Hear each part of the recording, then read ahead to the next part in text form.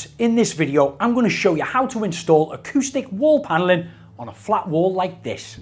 Now I'll be showing you two different starting points for your first panel. I'm going to be fitting them all the way across one wall in our office to make a fantastic feature wall. Now I've got a couple of samples here. I wanted to show you how these interlock together because they're fitted like this. One will be started against the wall, and then this one will interlock around the back of that lip.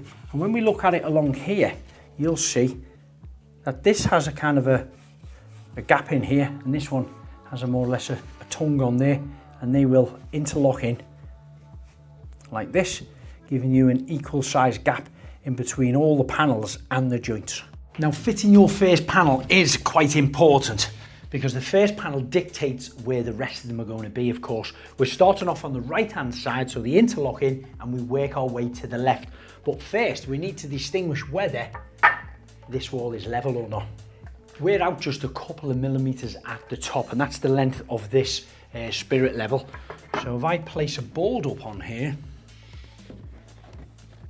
and make that go flush with the wall, you'll see that I've got a small gap at the bottom there and a larger one at the top, meaning my wall isn't level. So we've got a couple of options of what we can do with this.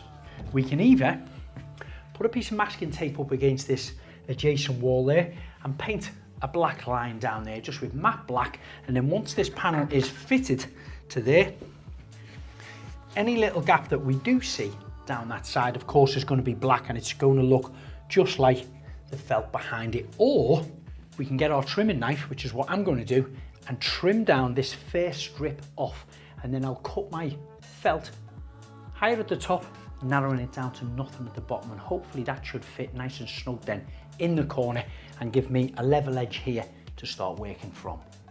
Now unfortunately, on my wall behind me, if I start with a full panel and work my way across here, when I get to the end, my last piece will be a cut, and sadly it'll go right between a slat, which is what I really don't want to be doing. I don't think it'll be aesthetically balancing on the eye. So what I'm going to do is start from the very center and work my way out. That way I've got equal cuts either side. Now I've found the center point of my wall. I'm placing one of the panels on the floor and I'm buttoning it up to the skirting board just on my mark. Now I'd advise you at home to do a dry run of these before you fix them to the wall. Lay them down, interlock them in, and work your way out just to measure them gaps either side. What you've got to bear in mind is the way these are designed, you've got a recess under one side, and then the felt here is stepping out a little bit, so they interlock in there to hold better into position on the wall. So you might find at home, which I have to do with this size wall, once you've dry run them, you might have to tweak that just by a couple of millimeters so you can get a nice equal cut either end. Before you drill any holes in the wall, always check that there is no pipes or wires behind the plaster by using a detector. Place the first board in the center of the room where you did your mark earlier. Double check its level using a spirit level. Take a pencil or a marker pen and do a couple of marks on each side. Now using my spirit level, I'm drawing 5 level lines across the wall. These are going to be my fixing points for the screws and plugs. Each panel will require 15 individual screws at 5 different levels on the board.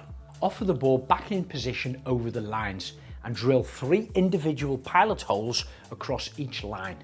Then using a marker pen to highlight where the drill holes are. Use a 6mm masonry drill bit with a hammer action drill to drill through the plaster and into the blockwork. Now the holes are drilled, apply your red 6mm plugs. Push them in as far as you can with your thumb and then finish them off till they're flush with the hammer. Offer the board back into position and start to drive the screws through the pilot holes using a cordless screwdriver. So that's the first panel now fixed into position with 15 individual drywall screws. The next stage is start putting the second and the third one on.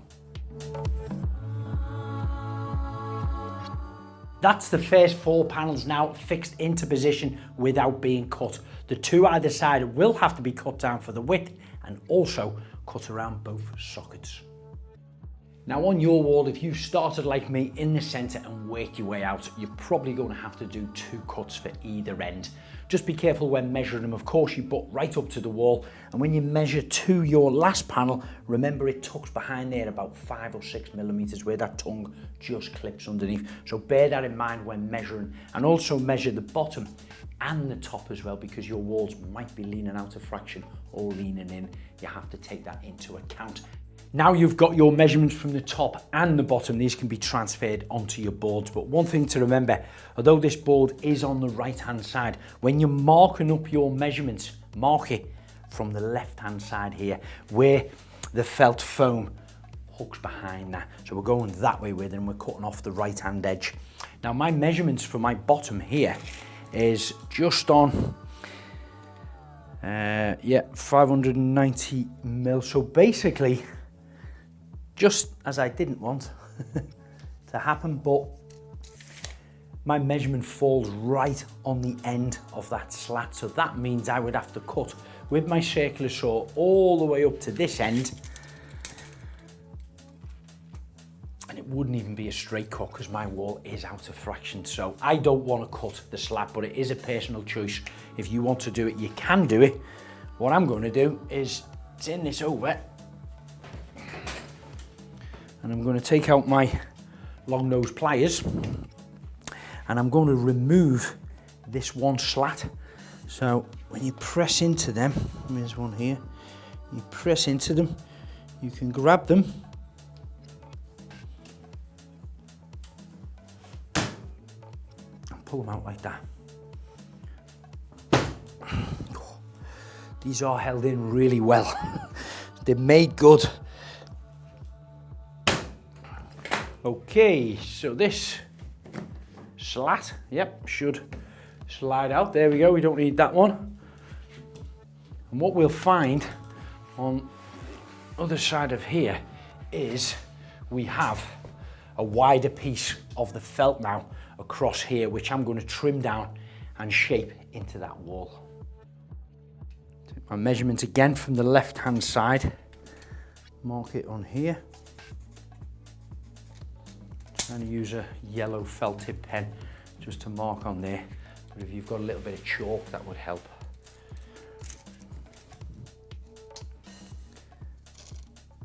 There we go. I'll get my spirit level.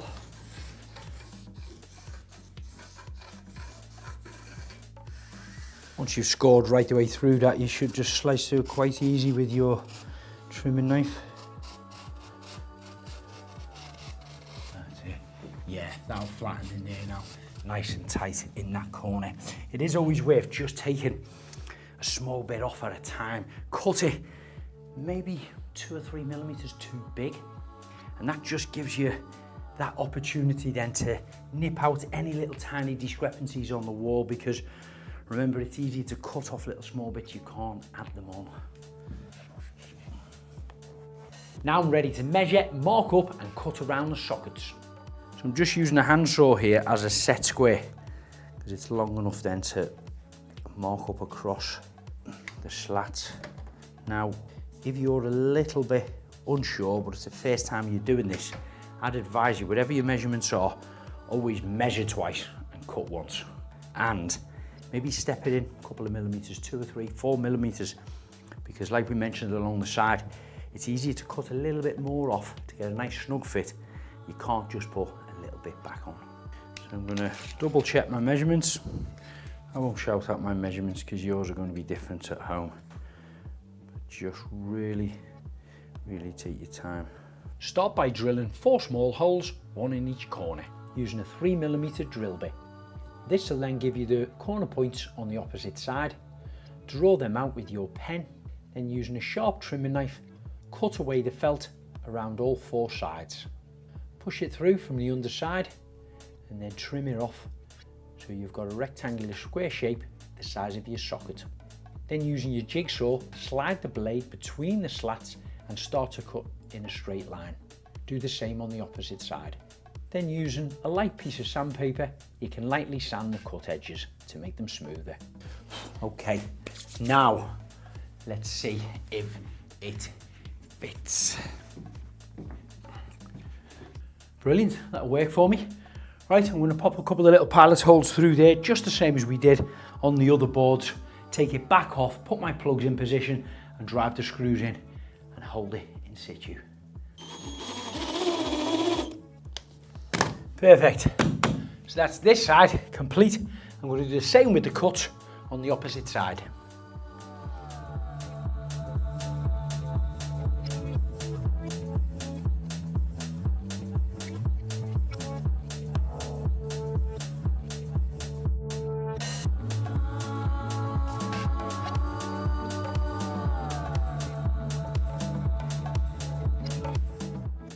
So that's my full panels now complete to both sides. They're trimmed down and fitting snug on each side, and they're also cut around the two sockets. All that's left for me to do now is cut some more small strips where they'll sit directly on the top of here. I've also fitted mine directly on top of the skating board. This is a personal choice of yours. If you don't have a skating board on or you want to take it off, you can start right onto the floor. It doesn't matter whether it's a hardwood, softwood, a laminate floor, a carpet, tiles, it doesn't matter. Straight down on the floor, it still looks fantastic. Now I've cut my first kind of slither down for going across the top. It's about 130 millimeters in length. However, when we look closely on the boards, I don't know if you'll see here because it's very dark and black, but the pins that hold all these slats into place are about 220 to 250 apart.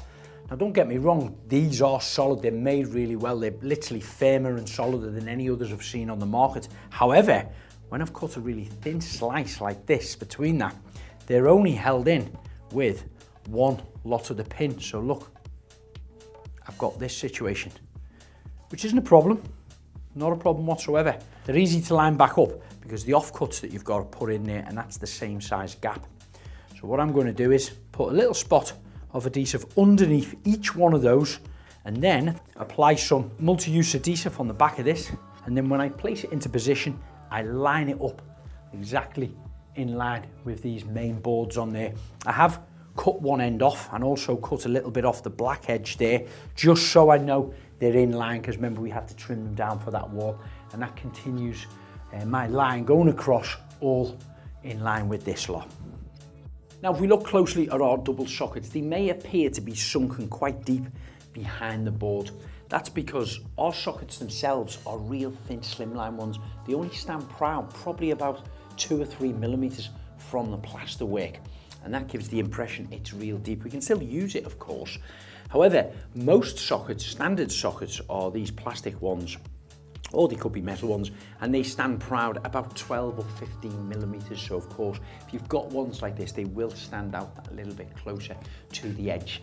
Alternatively, you could get your electrician. Now we don't advise you to do this if you're not a qualified electrician, of course. They could disconnect the face of your socket and bring the back box forward, and in that way, when its face is fitted back on, it'll be more flush to the surface. And of course, you can always paint the top of your cut edges of the board there.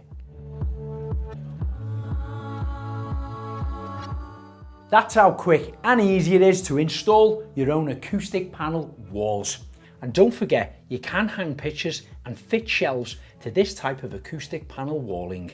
If you're looking for more how-to videos, don't forget to subscribe and follow us on all social media handles.